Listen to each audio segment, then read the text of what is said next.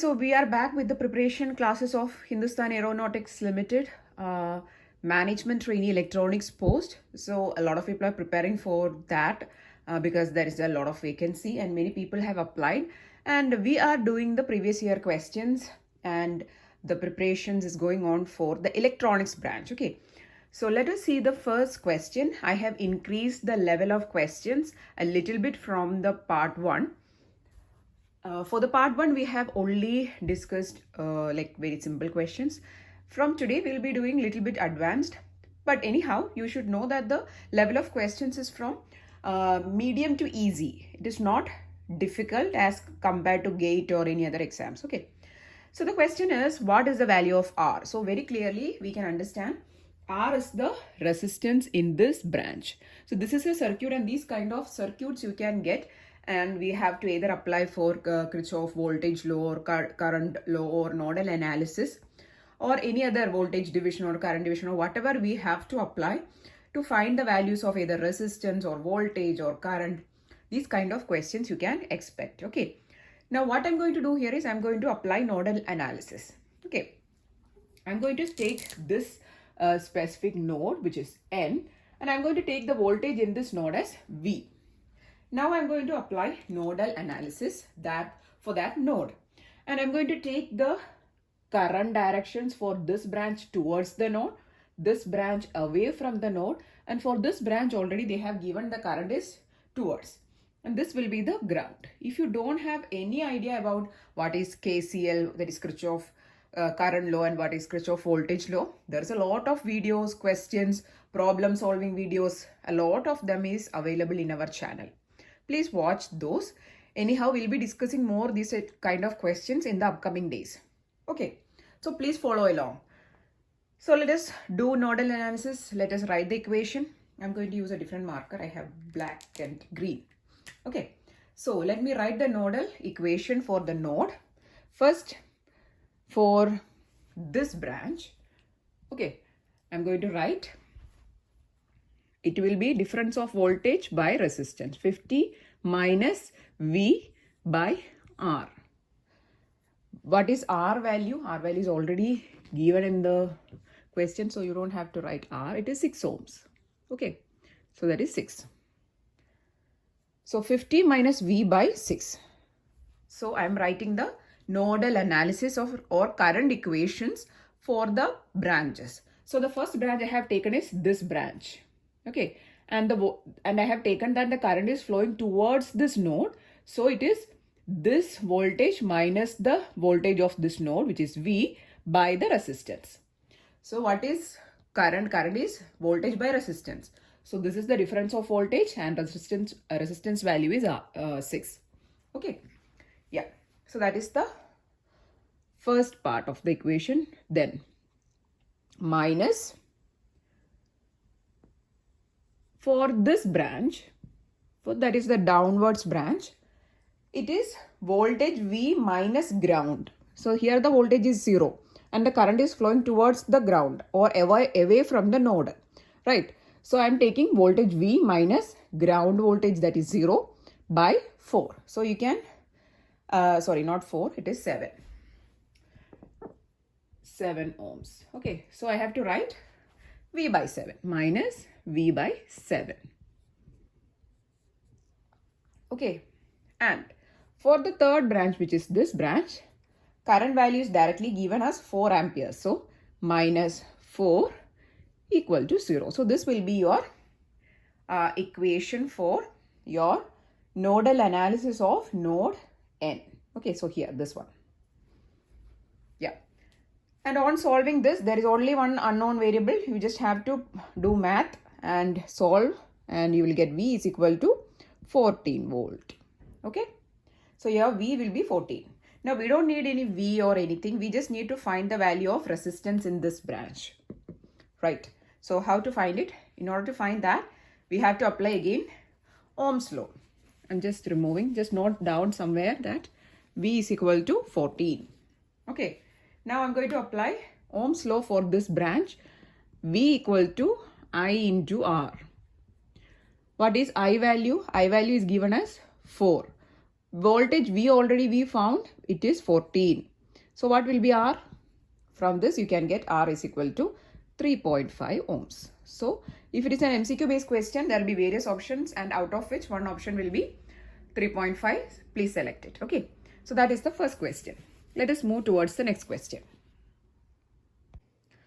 Let us discuss next two questions. These questions I have taken from digital electronics subject. Now, if you want a quick revision video of flip-flop topics or melee more machine topics, please mention. We'll do that. Okay. For the preparation of Hindustan Aeronautics Limited. So the question is, a melee state machine output depends on dash. Now, if you don't know about anything about state machines, there are basically two type of state machines in digital electronics. We use two type of state machines basically, and those are, so state machines can be classified as Moore machines and melee machines. Question is about melee machine. Anyhow, I'm just telling you about Moore and melee machine. Okay. For the case of Moore machine, the output only depends on the state. Whereas for melee, output depends on state plus inputs. Okay. Now for Moore machine, we will be having like various states in circles, and along with every state there will be one output, that is 0 or 1, and in circle we will be writing like this. Okay. But for the case of melee, output depends on what all things? State and input. So the correct answer should be the output depends on state and inputs. So various options will be given. Please select state and input. Melee machine's output depends on the input and also the current state. Next one is the characteristic equation of toggle flip-flop. So if you don't know about toggle flip-flop, in a toggle flip-flop, basically what all things will be there? There will be a toggle value. In that toggle value, you can give zeros or ones. There will be an input which we want to toggle. Then there will be an output. And this output depends on the toggle value and the input. Toggling means changing from 1 to 0 or 0 to 1. This type of changing of values is called toggling. That is, if it is 0, we change to 1. If it is 1, we change to 0. And this changing depends on whether the toggle is set or reset. Okay. So if the toggle value is 1, means if the toggle is active, then whatever input you are giving, output will be the toggle of that. That is, if you are giving 0, output will be 1. Or if you are giving 1, output will be 0. Likewise. Okay. Now, if the toggle value is 0, what happens? If toggle value is 0, input will be same as output. Okay. So how can you write the characteristic equation? By keeping these things in mind, you can write that if the output Q, we can say Q star if Q star is the output and if Q is the input.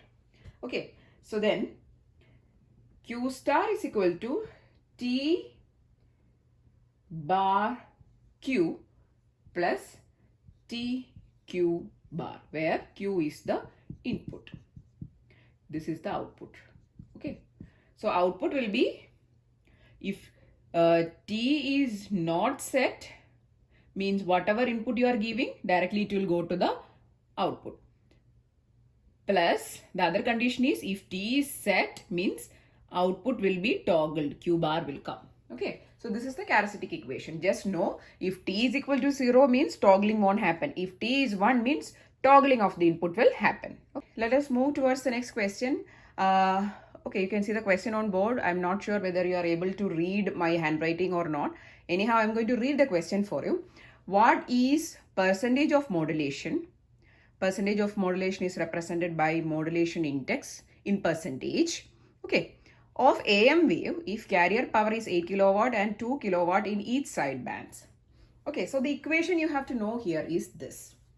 Power of lower side band PLSB is equal to power of upper side band or USB is equal to M square PC by 4. So this is the equation for AM modulation. In order to find out the value of lower sideband and upper sideband power, we have to use the equation m square pc by 4.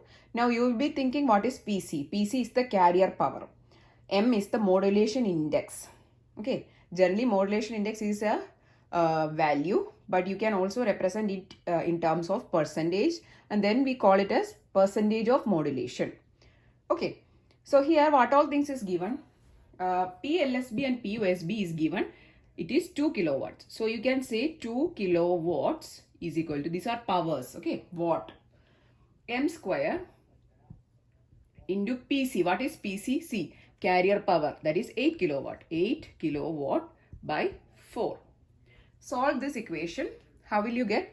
Cross multiply, you will get 8 kilowatt. Here also 8 kilowatt. This is 8 kilowatt. Okay, 8 kilowatt equal to m square into 8 kilowatt. So you can just remove this, both 8 kilowatts, and you will get m square is equal to 1. Right. And what will be m? M is square root of 1, that is 1. We'll only take positive values. We won't take negative values. But we don't need this m value, but we need the percentage. So whatever into 100%. So if your question for today's video is this.